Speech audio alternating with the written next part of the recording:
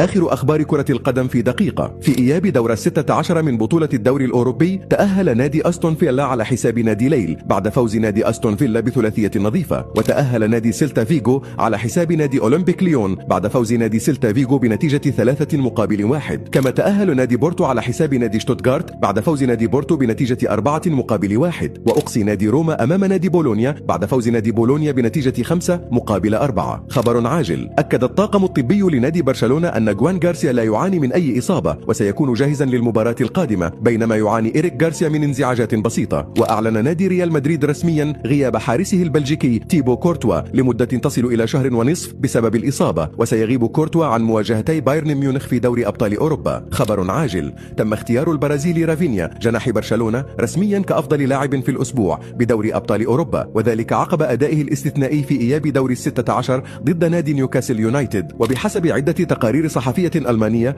هناك تحرك رسمي من بايرن ميونخ للتعاقد مع مايسون جرينوود، حيث بدأ النادي الألماني بالفعل خطواته الجادة لتعزيز اهتمامه باللاعب مع انطلاق مناقشات أولية بين جميع الأطراف المعنية.